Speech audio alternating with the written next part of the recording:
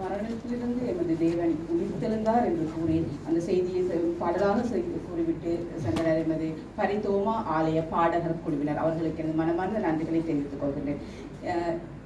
நேற்றிலிருந்து நீங்கள் ஆவலுடன் எதிர்பார்த்து காத்திருந்த அமெரிக்காவில் நூல் வெளியிடுவது எப்படி என்ற தலைப்பின் கீழ் நிகழ்ச்சியை வழங்க எமது டாக்டர் அஜித் பெர்னாண்டோ அவர்கள் இந்த நிகழ்ச்சியை வழங்க இருக்கின்றார்கள்.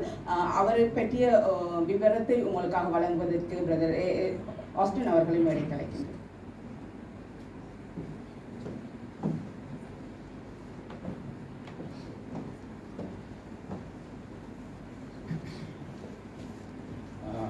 கலாநிதி அஜித் பெர்னாண்டோ, அதாவது டாக்டர் அஜித் பெர்னாண்டோ என்கிற இந்த சகோதரனை நாங்கள் அஜித் ஐயா என்றுதான் வழமையாக நாங்கள் கூப்பிடுவதுண்டு. அவர் எங்கள் அநேகருக்கு ஒரு ஆசானாக இருந்திருக்கின்றார். எனக்கு கூட ஒரு ஆசானவர் தான். தமிழ் இலக்கியத்தில் ஏகலைவன் உங்களுக்கு தெரியும், ரைட்? அது மாதிரி நேரடியாக அவருக்குள்ள படிக்காவிட்டாலும் அவர் மூலமாகத்தான் நான் வாழ்க்கையில் அநேக விஷயங்களை கற்றுக்கொண்டிருக்கின்றேன். நான் ஒரு கிறிஸ்தவனாக வருவதற்கு மனம் திரும்பி ஆண்டவர் இயேசுவானவரை சொந்த ரட்சகராக ஏற்றுக்கொண்ட நாளிலே அங்கே பிரசங்கம் பண்ணி கொண்டிருந்தவர் இந்த அஜித் ஐயா. சரியா? அன்றைக்கு அவர் பண்ணிய பிரசங்கத்திலே எடுத்த உதாரணம் எனக்கு இன்னும் ஞாபகத்திலே இருக்கின்றது. இன்றைக்கு அவர் கிறிஸ்துவுக்கு இளைஞர் என்று சொல்லப்படுகிற யூத் ஃபார் கிரைஸ்ட்லே பல ஆண்டுகளாக தேசிய இயக்குநராக வேலை செய்தார். இப்பொழுது டீச்சிங் டைரக்டர், அதாவது கற்பிப்பதற்கு பொறுப்பாக இருக்கிற டீச்சிங் டைரக்டராக அந்த ஸ்தாபனத்தை தொடர்ந்து வேலை செய்து கொண்டிருக்கிறார். ஆனால் அவருடைய மற்ற ஒரு ஊழியம் ஒன்று இருக்கிறது. அதுதான் இன்றைக்கு நாங்கள் பார்க்கின்ற விஷயம். அது என்னவென்று கேட்டால், அவர் 41 வருடங்களாக முழுநேர கிறிஸ்தவ ஊழியக்காரனாக இருக்கிற அதே காலகட்டத்திலே 21 புத்தகங்களை வெளியிட்டிருக்கின்றார். அதுவும் மேலித்திய நாடுகளிலே ஆங்கில மொழியிலே மிகவும் ஏற்றுக்கொள்ளப்பட்ட பிரசுரிப்பாளர்களின் கையிலே அல்லது அவருடைய பதிப்பிலே அவருடைய 21 புத்தகங்கள் வெளியிடப்பட்டிருக்கின்றன. அந்த புத்தகங்கள் 48 மொழிகளில் மொழியாக்கம் செய்யப்பட்டு உலகத்திலே 48 மொழிகளிலே மொழியாக்கம் செய்யப்பட்டிருக்கின்றன. ஆகவே அவரிடத்திலிருந்து எப்படியாக ஒரு கிறிஸ்தவ எழுத்தாளராக எங்களுடைய வாழ்க்கையை நாங்கள் கட்டியெழுப்பலாம் என்று கற்றுக்கொள்வது எங்கள் எல்லோருக்கும் கிடைக்கின்ற ஒரு பெரும் ஆசீர்வாதம். ஆகவே அஜித்தையா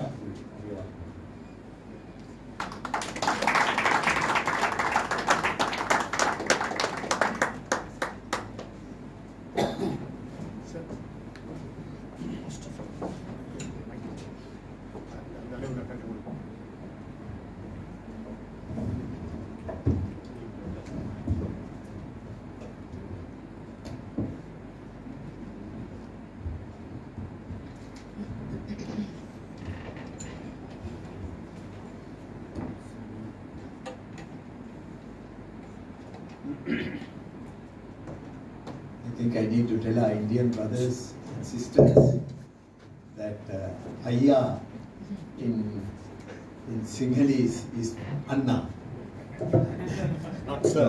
சிங்கள மொழியிலே ஐயா என்றால் அண்ணன் என்ற அர்த்தம். Annan, yes, Annan. I think the Telugu people say Anna, but I'm very glad to be able to speak at this gathering. இந்த குழுவினர் மத்தியிலே பேசுவது கிடைத்தது பெரிதான மகிழ்ச்சியாக இருக்கிறது. I have a great respect for the heritage and the quality of the Tamil language. Tamil மொழியின் பாரம்பரியத்துக்கும் அதனுடைய தரத்துக்கும் நான் மிகவும் மகிழ்ச்சி உள்ளவனாக இருக்கிறேன். In my 49 years of ministry, 2 of the happiest years I had was when I directed our Tamil work, even though I didn't speak Tamil. என்னுடைய 49 வருட ஊழிய காலத்திலே நான் அதிகமாக மகிழ்ச்சி அடைந்தது நான் தமிழ் மொழி தெரியாவிட்டாலும் தமிழ் மொழி பேசுபவர்கள் மத்தியிலே நான் ஊழியம் செய்தது. It was after the big riot of 1983 and they needed someone to look after the Tamil work, so I took that and it was one of the happiest 2 years of my life. 83ஆம் வருஷத்திலே நடைபெற்ற இன கலவரத்தின் பிற்பாடு நான் தமிழ் ஊழியத்தையும் பொறுப்பெடுக்கத்தக்கதாக தள்ளப்பட்டேன். அது என்னுடைய வாழ்க்கையிலே மிகவும் மகிழ்ச்சி நிறைந்த ஒரு காலகட்டமாக இருந்தது. I had a burden to preach from the time I was about 14 or 15 years old. 14 அல்லது 15 வயது காலத்திலிருந்தே பிரசங்கம் செய்யத்தக்கதான ஒரு பாரம் என்னுள்ளத்திலே இருந்து வந்தது. But I was very shy and I wouldn't open my mouth in public. ஆனால் பொது இடங்களிலே வாயை திறப்பதற்கு அத்தனை வெட்கம் உள்ளவனாக இருந்தேன். So I used to write my thoughts. ஆகவே என்னுடைய சிந்தனைகளை எழுத்து வடிவத்திலே போட்டேன். When I was about 17 years old, I had a friend who went from Colombo to a remote area where there were no churches.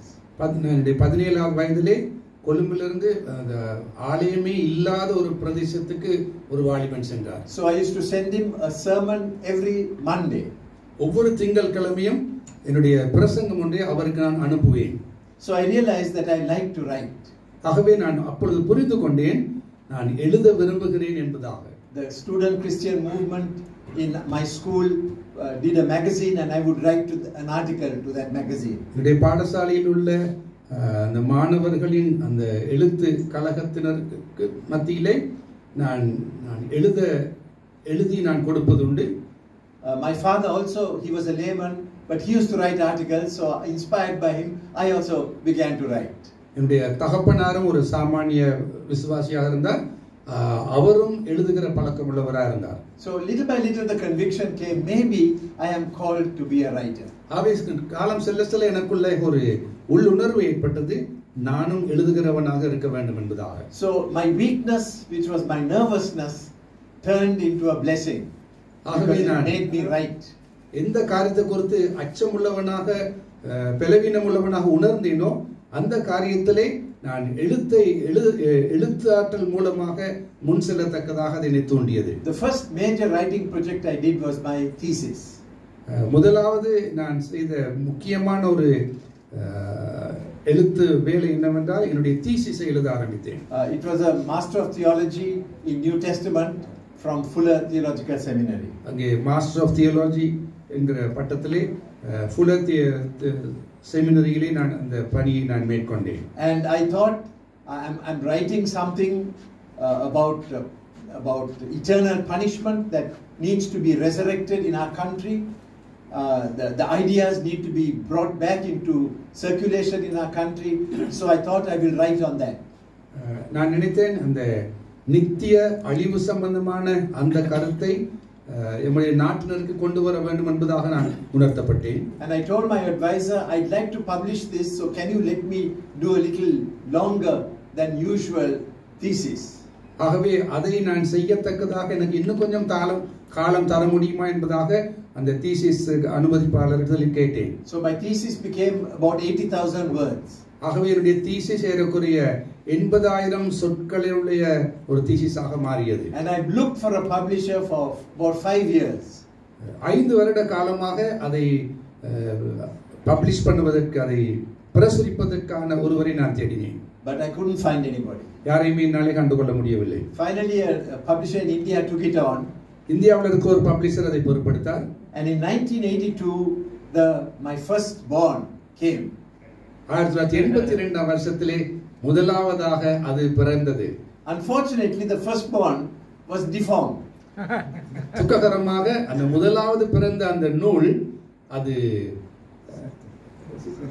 Deform ஆகாதது ஊனமுற்றதாக உருக்குலைந்ததாக காணப்பட்டது. It was brought to Sri Lanka by my boss in India. Some of you may know Victor Manogaran. இந்தியாவில் இருக்கிற Victor Manoharan என்பவர் அதை எங்கே கொண்டு வந்தார். And that day till late night I just kept reading. இரவு நான் அதை இரவரவாக வாசித்து கொண்டிருந்தேன். And I found over 400 printing errors. அதில் ஏறக்குறைய 400க்கு மேற்பட்ட பிரசங்க தப்பிதங்களை நான் அங்கே கண்டேன். That day, that night I wept. அந்த இரவு நான் மிகவும் அழுதேன். அச்சுப்பிழைகள் இருந்ததை கண்டு. But the publisher was very kind. They did an improved edition. ஆனால் அந்த